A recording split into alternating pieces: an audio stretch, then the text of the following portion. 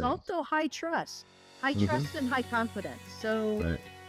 how do you get trust and confidence of your clients before they become clients? Mm-hmm. To get them to say yes to what we do, which is, it's a thin veil between the business of an entrepreneur and the personal Mm-hmm. finances of the entrepreneur, right? And so not a lot of entrepreneurs are there. Not a lot of entrepreneurs are going to let you into that world No. because they don't feel comfortable. So it's high trust, high confidence, and it has to start with the first touch, whether it's email, whether it's an introduction from somebody like you. So, welcome everybody. Today on the Intentional Leadership Podcast, we have the privilege of talking to Patty Lawrence, the founder and CEO of Turbo Execs. She's married, a part-time professor, has 2 boys, and loves the paddle, loves the pickleball, the tennis, and she has the opportunity to go see those it's live in Miami here coming up actually soon too. So it's exciting. So can we say you're competitive, Patty? Un poquito. Un poquito. Well, A little bit. just a little bit. So who If you're French. who are you most competitive with? Ooh. Well, I save that for the tennis court. Mm, I try not to, let that enter my life. I think part of it is I'm competitive with myself. mm-hmm. Um, and I've been told that I'm very hard on myself. I set unrealistic, how about that? Unrealistic expectations for myself. So unrealistically high expectations. Um, so I tend to be harder on myself than I am on, I give everybody else grace, but myself. Mm, So, um, that's always a learning thing. And once I learned that, you have to deal, right? You have to deal with it. And the dealing is the harder part, right? That's the hard part. for sure. Yeah.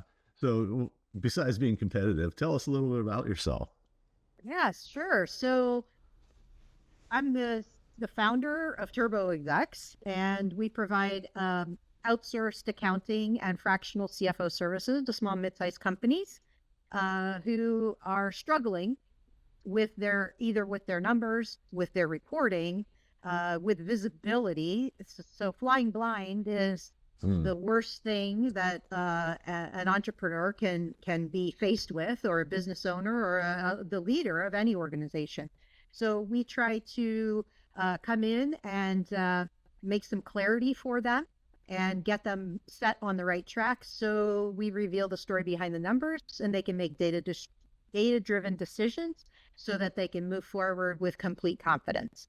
I like that. So So that's the business side. And yeah. then, yeah, I think you gave a little bit on the personal side. So I'm married. I have 2 adult boys now. I still call them boys. They're 20 right now. They're 29 and 26. So out there in the real world, and doing well. And Uh, I do play, like you said, I do play competitive tennis, league tennis. So I'm not getting paid to play. I pay to play. So there's a distinction there. I'm not a professional, but I do enjoy it. I do enjoy the competition, and competition not only on the court but also with myself to up level my game every time I'm on the court. So I'm always looking um, to do better each time that I go out on the court. So if I miss a shot, I'm like, oh, I know I can do that, and let's do better next time. Next shot, better. yeah. Well, and I just think just if you can have a quick, quick bit of amnesia that's temporary, you miss the shot, and it's like, okay, I'm gonna get the next one. Short-term memory loss is a big. It's one of your friends when you're on Mm-hmm. the court. So and I play a little pickleball too. It's because it's just fun. It's for fun, and keeps me in shape and keeps me moving. And again, it's a fun sport. Yeah.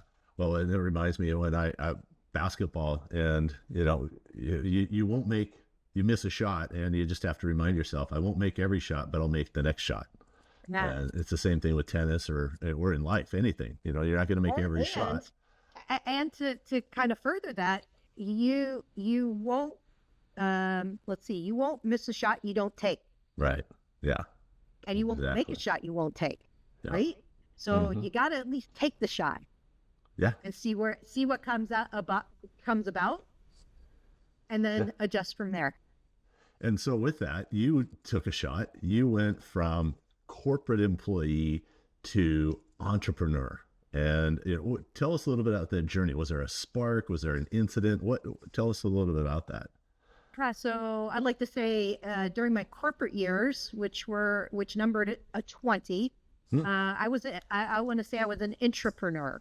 So I was one of those creative types, and it's kind of weird because you don't think of accounting people, um, uh, trained accountants, to be creative people, but I was always looking for a better way. I was looking for how can we revamp this process? How can we tweak this workflow? How can we do this better so that we can save time, save money, get better insights, whatever it was? I was always looking for that upgrade.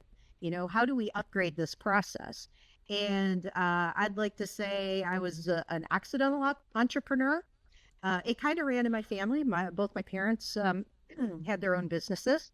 So we had that going for us. And uh, for me, I was actually let go of by my last corporate employer, and along with 10% of the workforce, and kind of mad about it for about 24 hours, upset about it for 24 hours. And then after that, I was like, okay, let's see what's next. So what's next could be jump on the corporate horse again, go that route, or do something different. And talking with a fellow soccer parent on the sidelines, kind of commiserating about the situation, she's like, and she did outsourced controller work.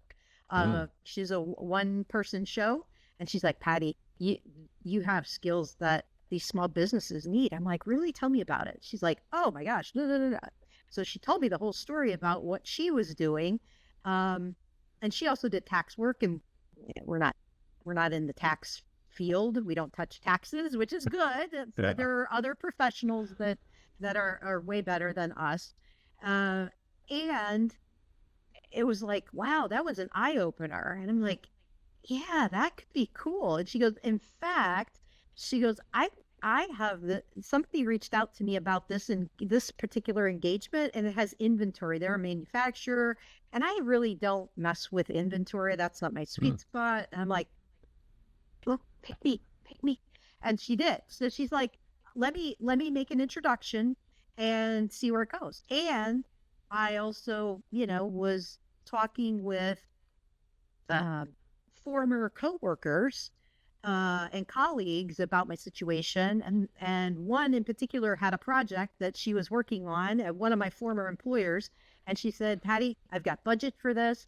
Let me make a few phone calls. We can set you up, and if you're looking for a job, you can come and go as you please, and all this kind of stuff. I was like, wow, that's amazing. So how fortuitous that I wasn't going to go down the corporate route and find that job. I was just going to find clients, right? I was just going to Hmm. find people who needed a part-time person. So I started out on my own, I'll call it service calls. Yeah. So I would go sit in their chair for, a few hours a day and go, but that got old really fast. It was like commuting to three different jobs. Mm. That was like, yeah, that was my least favorite part of the gig early on. Right. And once we got, and that was back in 2006 that all went down. And probably by 2008, 2009, started becoming more robust in terms of the technology available to kind of connect. Maybe there was the Zoom or the Skype call, or whatever the platform was at the time. I like to say we were using Zoom before Zoom was cool, with the pandemic. Uh, but that's kind of how it all, I don't know, kind of went down. And so accidental entrepreneur, and kind of just took off from there, and then built a team around it because I didn't want to come in and do somebody's QuickBooks cleanup. Could I? Yeah. Does it give me joy and energy? No, not at all. So I found somebody that it gives joy, gave joy and energy to, and that was kind of the big start of building team, going from just me doing it to team. No, that's a great journey. I was in the corporate world 20 years as well, and so the same thing. I actually say that you can train a monkey to be an accountant, and I'm living proof. And so I get that. And I had a colleague and a friend who we were at lunch, and I just said, well, that's just really not me. I'm not that creative. And she said, no, you're probably the most creative banker I've ever met. And I was like, is that a good thing? I'm not sure. Am I going to get fired tomorrow? From whose perspective, right? So from bank regulators, maybe not so much, but Right. maybe from the business development side, maybe that's a plus, right? Exactly. Yeah. Nobody else knocked on doors and made phone calls, and the regulators actually, they liked me, so that worked out well. But I didn't. They're a different breed altogether. So you just sit in the dark room, and it's like tax. It's like, why would you want to be an auditor or a tax? Yeah. So a lot of people, they don't realize there's a difference between, and we're making fun of bankers and accountants, but there's a difference between what you're doing as a CFO and a bookkeeper accountant type. Can you kind of share how that the vision would be different between those two? Yeah, of course. So bookkeeper, I would say is probably the lowest level. It's more clerical Right. of the accounting expertise spectrum. So you would say like bookkeeper is like at the bottom. Then you go into accountant. I'll give you the details behind it in a sec, and I'll step you through it. So bookkeeper, then accountant, then you go up into maybe accounting manager, then controller, then fractional CFO. That's kind of the spectrum. And there's some financial play. You've heard, Mm-hmm. you might hear the term FP&A, which is financial planning and analysis. That's in there too. Sometimes people come with that skill set. Sometimes it's just plopped into it. It's a lot of data and analysis and things like that, but in the financial sense, with some operational bent to it. So if you look at the lower end of the spectrum from an expertise standpoint, the bookkeeper, you think of checkbook. It's somebody Mm-hmm. basically keeping your checkbook and maybe paying your bills and maybe depositing your checks. No real accounting knowledge other than I'm getting the tasks done. Mm-hmm. Then you step up into accountant. Those people have a degree. They understand the accounting cycle. They understand debits and credits. They understand the good accounting practices. So what is the right way to take a deposit from a customer for work you haven't done yet? How do you record that? So there are things that differ. It's not a negative receivable. It's deferred revenue, hands down. So, and they know that, and Right. that's a different level because it's back to with education, right? Mm-hmm. So they're doing transactional stuff. There might be reconciling. So there's more than just your average bookkeeper. Then Mm-hmm. there's some step ups in between that require maybe it's some supervisory skills, some management skills, some leadership skills, budgeting, forward looking, right? We're not only looking backwards, we're starting to look forward now. So when you get into controller um, domain, so they take everything, they have everything and then some. So they're into more forward looking things. And then you get into maybe some fractional and variance. So, and they ask the question, why? Why was there a variance to last month? Why was there a variance to last year? Why were there changes or changes versus a budget? If you've got a budget in place, they would also help you with a budget.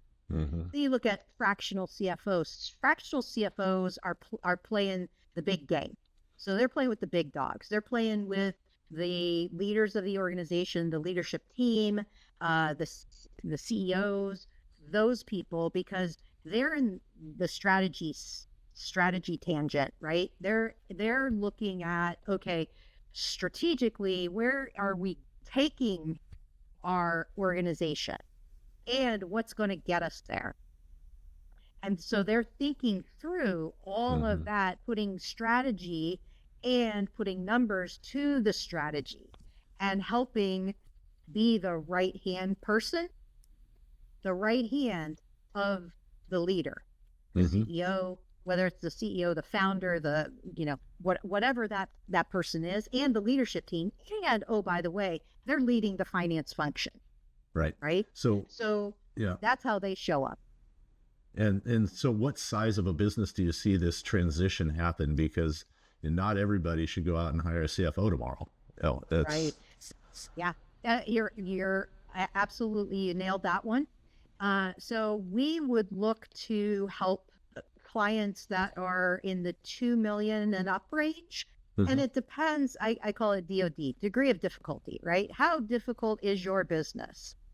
If it's got a lot of moving parts and a lot of complexity, high on the complexity and a lot of moving parts, then you probably need that level of expertise, financial expertise, to kind of cut through all of that and see through that and find ways to simplify, right? Because there's always ways to simplify.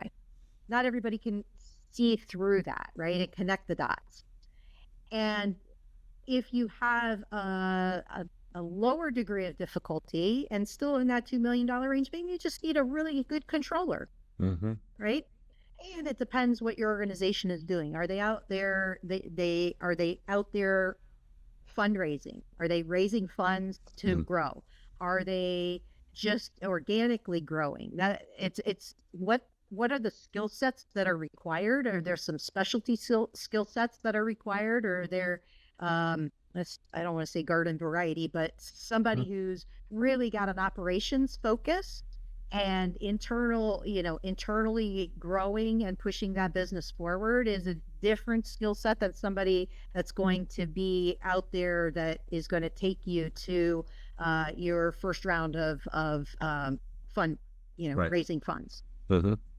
Right? And so do you find, are your clients in any specific industry, or are you industry agnostic? That's a great question. So I come with a lot of manufacturing and warehousing background and service type of businesses.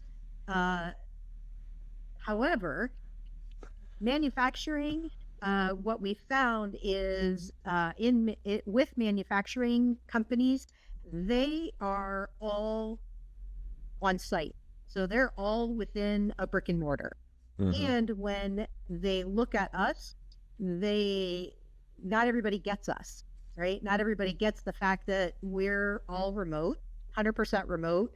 We're never, I don't say never, we don't come on site on a daily basis. I mean, we may come for significant events or significant toll gates, things like that, kickoffs. However, sometimes that's not a good match because we don't look like them. So we just don't operate like they do. We get what they do and we can bring a skill set that they don't have. However, because of how we work and the remote aspect of it, they don't always get it. It doesn't always in alignment with what they want. So we focus on service organizations, professional consultancies, nonprofits as well, and online businesses, companies that look like us, right? Companies that that's not a hurdle for them because that's how they operate. So they totally are in alignment with it. They're like, yeah, we get that. We have other other of our advisory group is on that basis too. Our legal is that way, our marketing is that way, and yeah. So those are the ones that we tend to click the best with. Uh-huh. And it doesn't matter if they're for profit or not for profit, because uh, the end game is still the same, is to get clarity Uh-huh. in the numbers and have good data to make decisions on. So whether we're making a profit or it's a nonprofit and they get more cash into their organization, it's the health of the business that we're, hoping to drive forward with them. Right. And so I mean, that's kind of like our mastermind, which, if you're a part of, is that we have me and Janelle in the office, but then everybody else is remote. I mean, I couldn't tell you the last time we talked to our attorney, Mhm. certainly face to face. And Yeah. our accountant is virtual. So it makes total sense for us. And like you said, if you're used to just making an iPhone case and you buy raw materials, you put it through the extraction machine and you shove it out the back warehouse door, it'd be odd for them to have somebody that's not there. So do you have any clients? I mean, because you have a unique being so early to the virtual world, and then tell us a little bit about your hiring, because it's really pretty cool. It's different. Yeah, thank you. So we're very selective. We call ourselves Turbo Execs for a reason. Mm-hmm. Um, we're very selective about who we bring onto the team, and we I don't know, we want to attract people who want to be in our container. I'd say the container that I'm building, right? I want to build a container that is different from everybody else. Otherwise, why would you want to come work for Turbo Execs? Why Mm-hmm. would you want to stay with Turbo Execs? And yes, we offer flexibility because, we do synchronous and asynchronous work. We have the ability to flex your schedule. We have a variety of work that people can do because our clients are different, and present different scenarios to us from a problem solving situation, right? Some of them show up with let's call it a cleanup. Some of them show up with a catch up situation. Some of them show up with oh my gosh, my financial person just quit. And we have nothing, right? Mm-hmm. And we're in a world of hurt, and it's almost year end, and it can be a lot of ands, right? So we want to make ourselves fully available for any client situation. So we're looking for folks who have that aptitude and willingness to flex with us, right? Mm-hmm. We flex on their behalf, right? It's an employer flex, and we expect our team members to flex as well. We prioritize that, and we hire for that specific case. Now, everybody is also a trained accountant. Everybody has an accounting degree. We don't do audit. We don't do tax. So we leave the compliance for the outside CPA professionals. We like to say we don't do their work, and they don't really do our work 100%. We're trained in being on the side, I call it on the side of the leadership team, on the side of the company. They're our clients, Mm-hmm. and we are there in support of our clients. So we prepare everything. We're not there to, measure compliance. Are you, doing something poorly? We're there to upgrade their situation, to help them upgrade, as well as our team. I am Mm-hmm. always looking to upgrade our team in terms of their ability to learn and grow in a personal, on the personal side and on the professional side. So to me, it's all about upgrades. It's all around upgrades. Yeah, no, and you use that term a lot. It's upgrade. Oh, we're going to upgrade. We're going to upgrade. One of the thoughts or questions I had with upgrading, but also I guess it correlates, it's combination in conjunction with other. But when you hire someone and there's this quid pro quo of, hey, it's flexible, but guess what? We need this done tonight, so you have to stay there. How do you set that expectation with employees? Yeah, that's a great question. So what we and of course there's a give and take. There's an Right. element of give and take, and so we basically set that expectation during the interview process. How flexible are you? We want to make sure that you have enough bandwidth to be able to flex like that. Mm-hmm. We don't make offers of employment for anybody to join our team if they're looking at it as a gig opportunity, if it's evenings and weekends.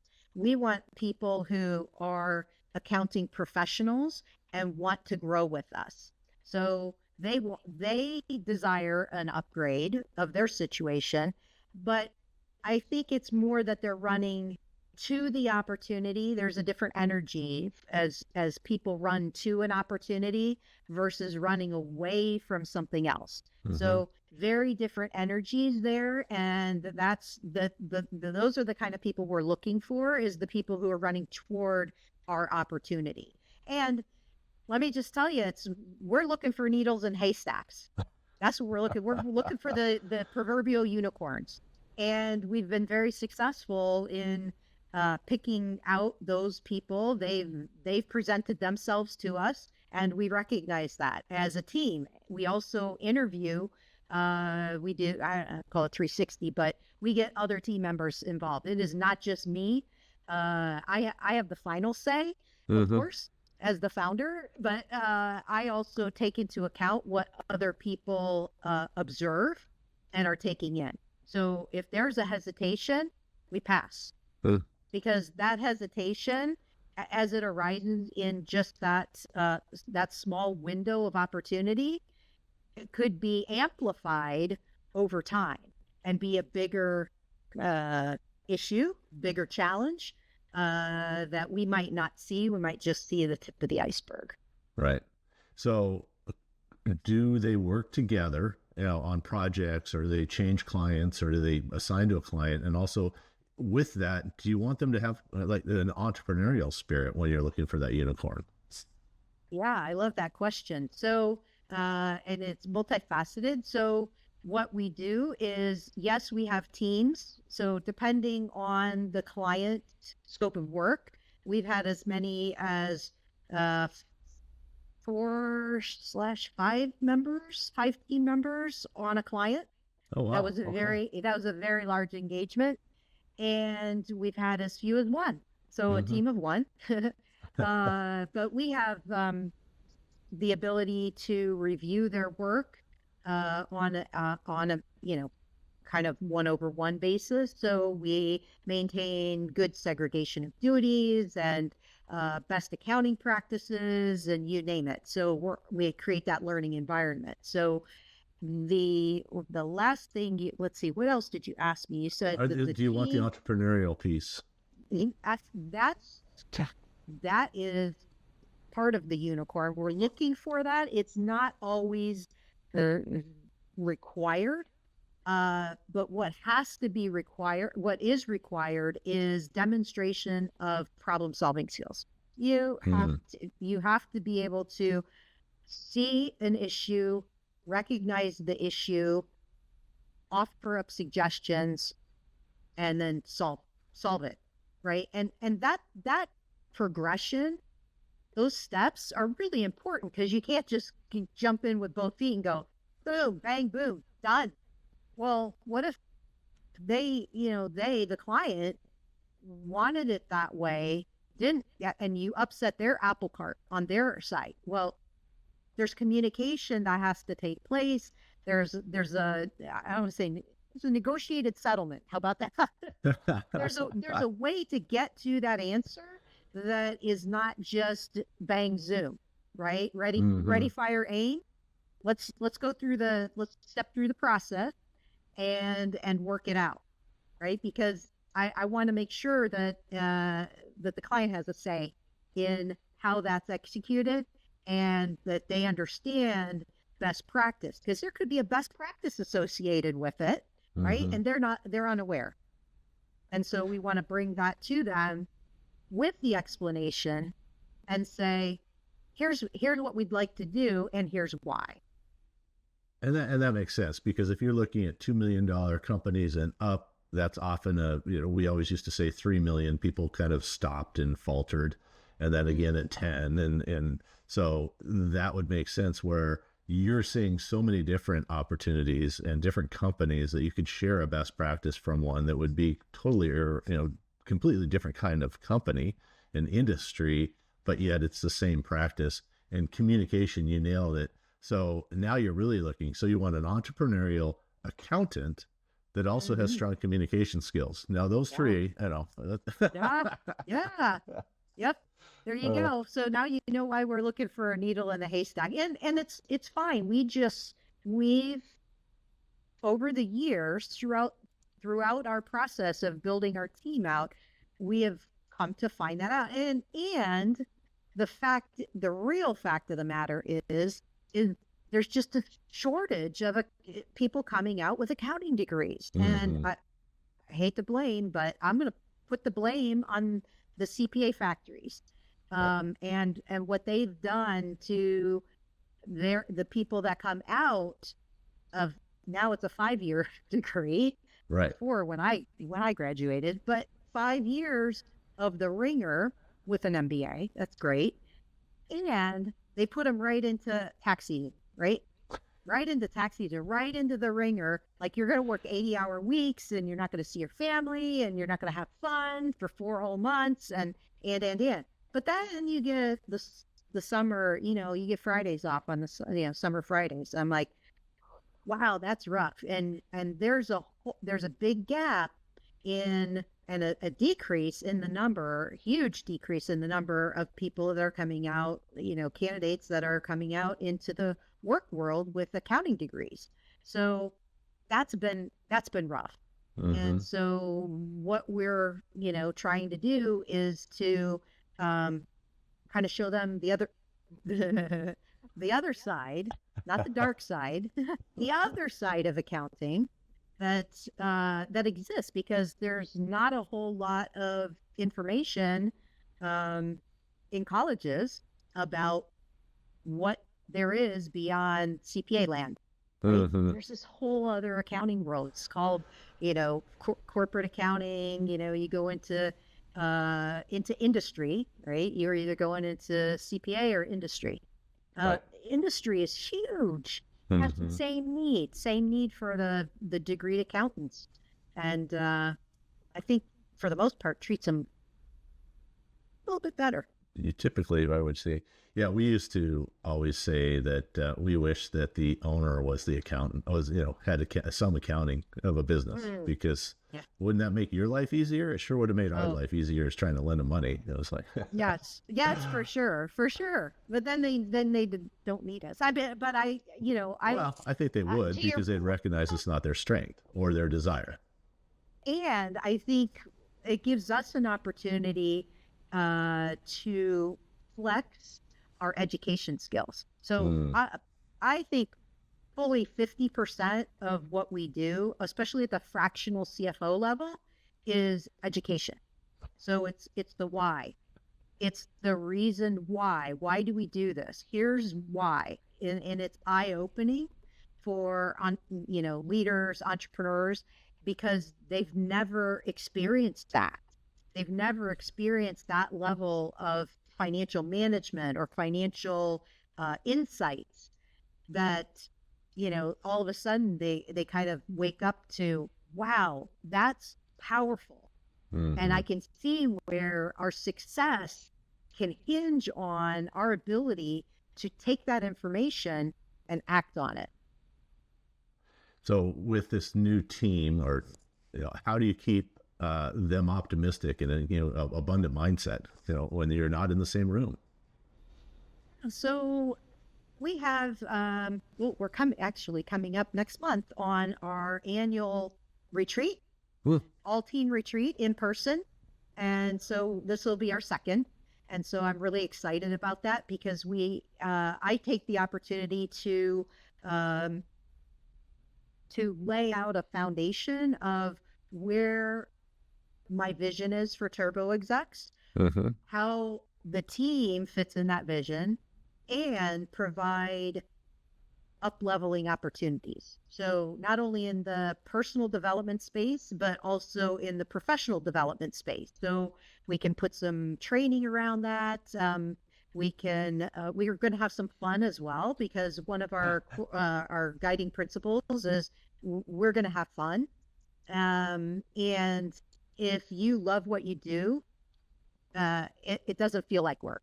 Right. So that's one of the things that we put in front of people to, I don't want to say entice them, but to really um, to thank them and to make them feel part of the team, right? To Mm-hmm. build the culture of Turbo Exec. Yes, we are all remote. We come together. We have monthly team meetings that our operations manager is in charge of. So that's kind of business based type of stuff and training. We get feedback from them, so we take the pulse of our team as well. We poll them on certain items to see how are we doing as at running our container, and are we meeting expectations? Are we not meeting expectations? Do you know what you're expected to do? How you're performing? What is the measuring stick? So we have different things that we've implemented over the years, and continue to. I want to say, we look at things. What are we doing well? And then we don't turn that into a negative. And what aren't we doing well? We say an even better if. So the Mm. even better if solution automatically defaults to a positive problem solving thought process. Right. So that's how we unfold that, and we get a lot of, I don't say buy-in, but we get a lot of great ideas and buy-in for how do we move this forward as a team and co-create what are we doing here at Turbo Execs. Uh-huh. So has the team come to you and said, Here are one or two things that I want to work on," and are you able to share what a couple of ideas that they've come to you with? Yeah, so it's a great question because we're just getting through one that was identified. Well, one it was kind of a pair of that exact situation from last year's team retreat. So it Hmm. was, hey, we don't know what we're being measured on. Cool. All right. And we want to be measured. All right. Awesome. Let's do that. So we spent the better part of the year defining and implementing exactly that. Mm. So we designed role scorecards for everybody, every position, and with their buy-in. So they're co-created. It's not just, one person's thing and we're gonna jam this down your throat. So It's it's Patty's co-created. world, and it's all Yeah. it is. Oh no, no, no, no. I'm like the final reviewer. Um, and then and then we put together how are we going to measure progress Mm-hmm. against those role scorecards and their objectives, right? So it's outcomes based, and we're trying to, and we said we fully own the process. We fully own the fact that this is our first draft. And we want your feedback in this. So when we had I forget what the calls were called. I think they're called level set calls. So these level set calls where we had the, review of what the expectations are and what the outcomes were, we said, okay, how did that go? And we're soliciting feedback. Again, it's a cycle Mm-hmm. because we want that continuous loop to keep, we're learning. And so we want to keep it going because every iteration of that loop creates an upgrade, creates an upgrade. So that's what we do and how we do it. It may take a little bit longer, but you know what? It's okay. We're Right. not in any hurry, and we want to do it right, and we want to do right by our people. And then they'll do right by your clients. I mean, it trickles Absolutely. down. So what is something that you've done personally then that you've up leveled yourself this in the last 12 months, let's say? Yeah. I would I would have to say it's been more than just 12 months, but I have done a lot of mindset work. Mm. And I think we talked a little bit earlier about the whole recognition of, where am I? What did I say? This was I'm trying to remember the exact example I gave you earlier, but it had to do with um, seeing what I could do and what I should be doing. So there's a little bit of that Mm. in there, and getting out of the things that I don't need to be involved in, and that I need to totally enable my team to do, right? There's no jumping in with both feet. There's no need to do that. There's a big need for my team to up level.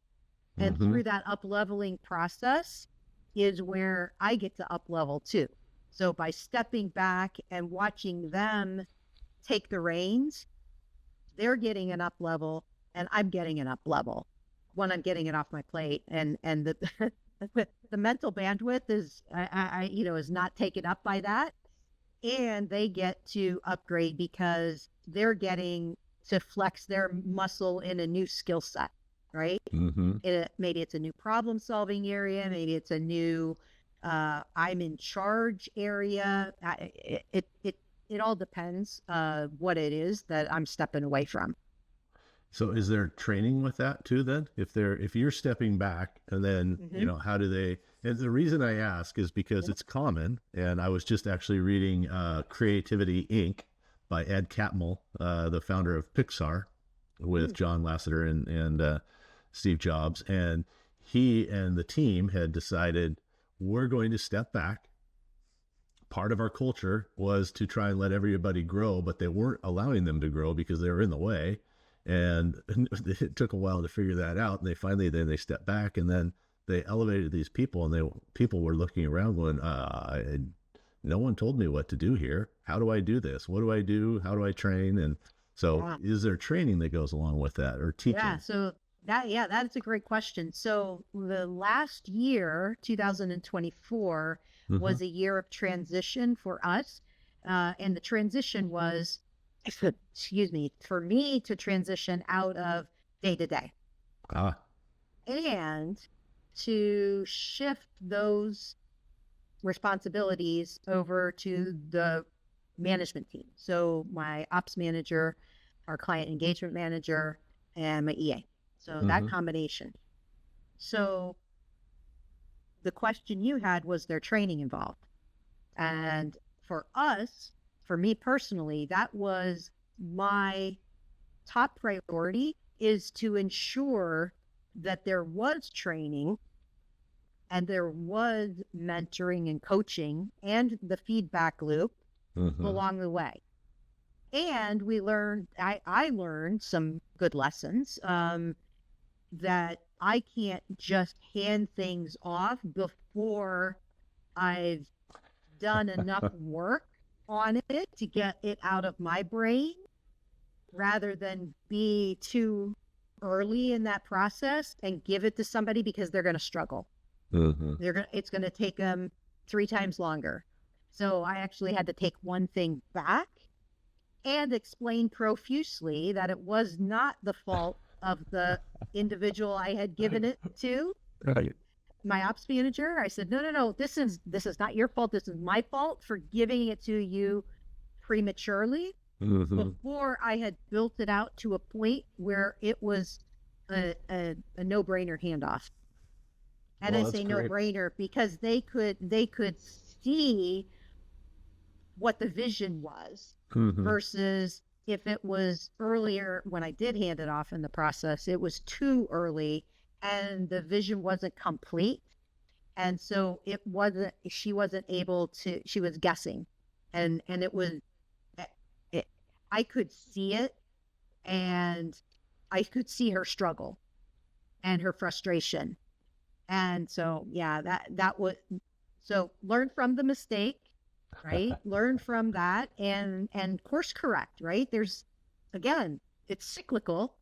And so it was a little do loop and it said, okay, I need to take this back. I need to do some more work on it. And then we give it back.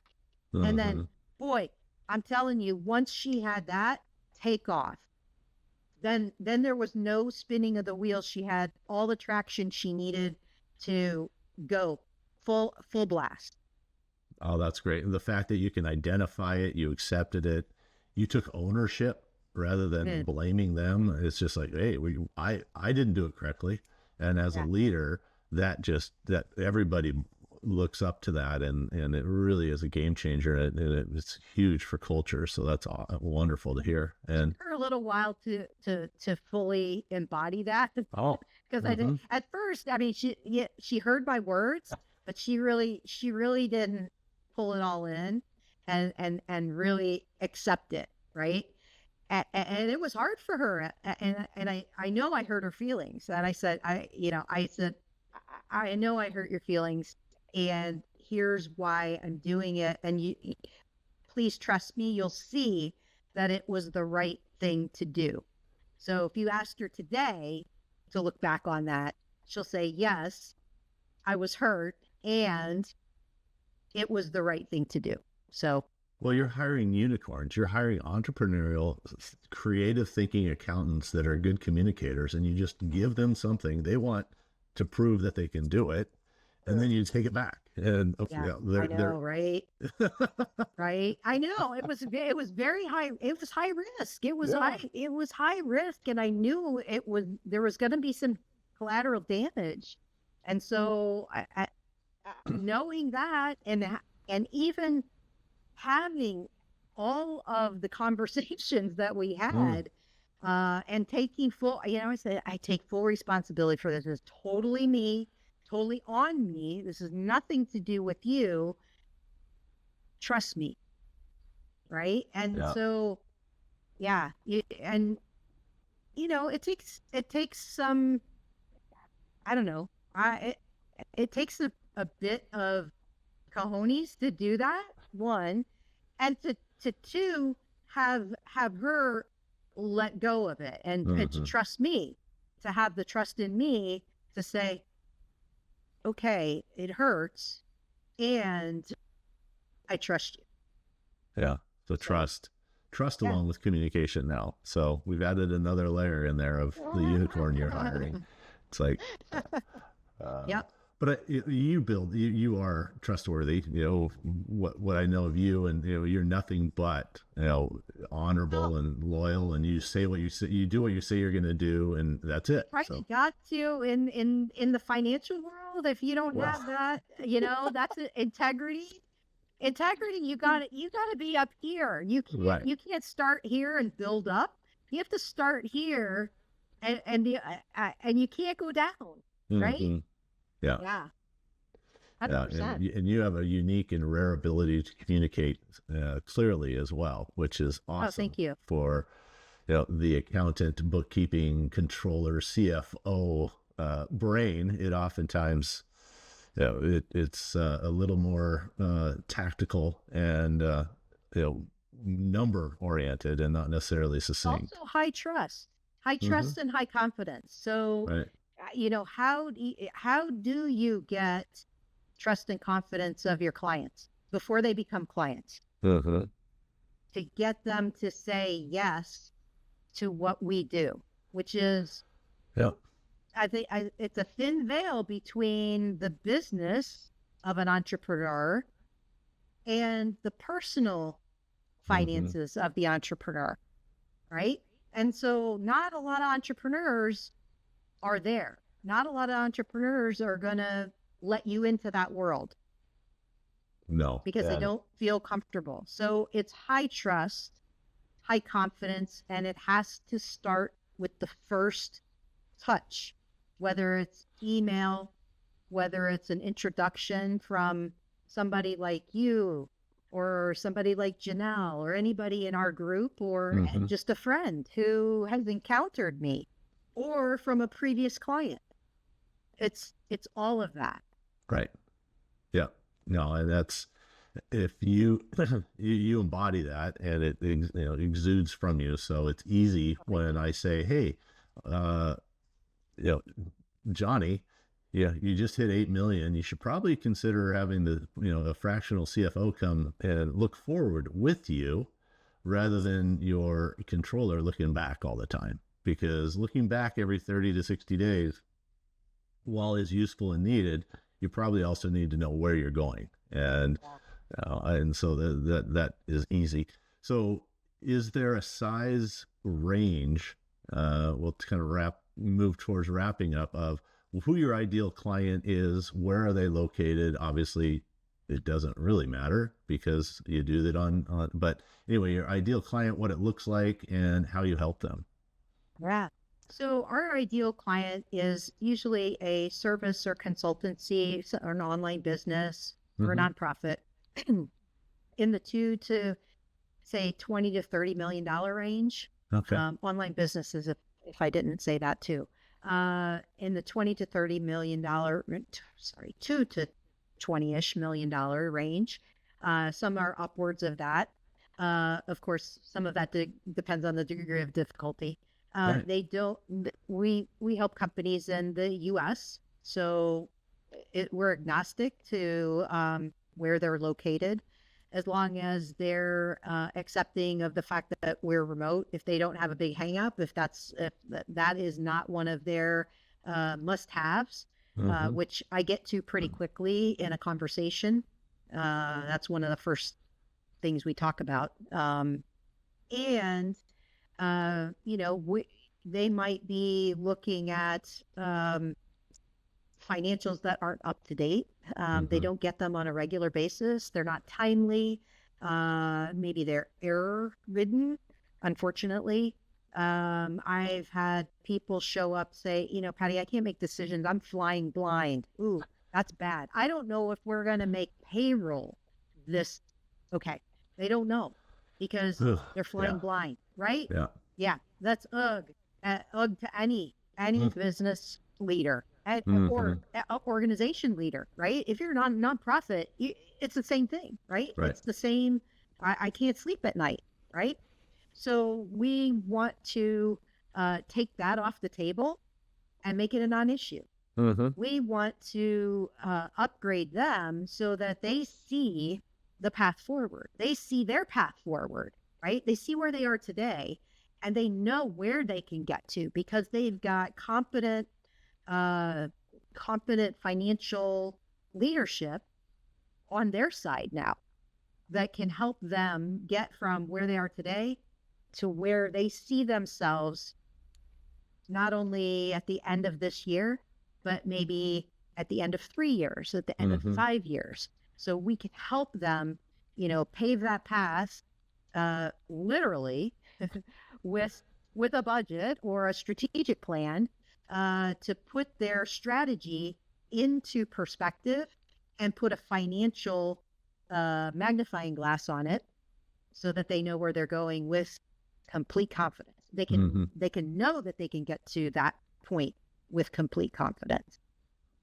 No, I like that. That's perfect. So companies that are looking to grow and look forward and kind of figure out where the gaps are so they can do it roughly, in 2 to 20 million, 2 to 30 million. And it doesn't matter if they're for profit or not for profit, and Not at all. they just need to accept the fact that you're probably not going to show up at their doorstep very often, if at all. And which is great.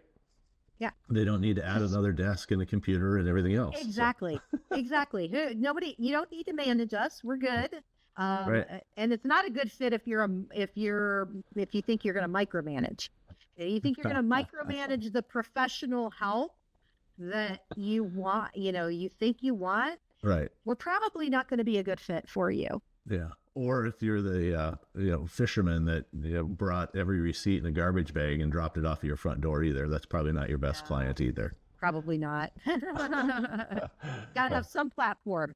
I'm up in the Pacific Northwest, and that's not an uncommon thing. Yeah, I'm sure. Friends are like, "Oh yeah, it's tax season. Here's the bag." So how do people get a hold of you? How do they find out where's Turbo Execs? And yeah, so we're easy to find. The internet's a great place. So you can visit our website at turboexecs.com, TurboExecs.com. And there's a lot of information about who we are, what we do there. You can also fill out a contact form there. You can also connect with me on LinkedIn, Patty Lawrence on LinkedIn. Just look for me. I think it's Patty Lawrence, CMA, for Certified Management Accountant. There you go. Yeah, no, that's easy. And we'll put those in the show notes too. So awesome. So if anybody out there is looking for a unicorn and they, Patty's already filtered them, figured it out who they are. Right. They're on her team, and you don't need to hire them. You can just hire her and her crew to come in and save yourself the headache of trying to find them. So right. Great. That's absolutely awesome. Well, thanks, Patty. It was a lot of fun. And my key takeaway, I guess, for you is just how you just constantly are up-leveling you, your team, and your clients.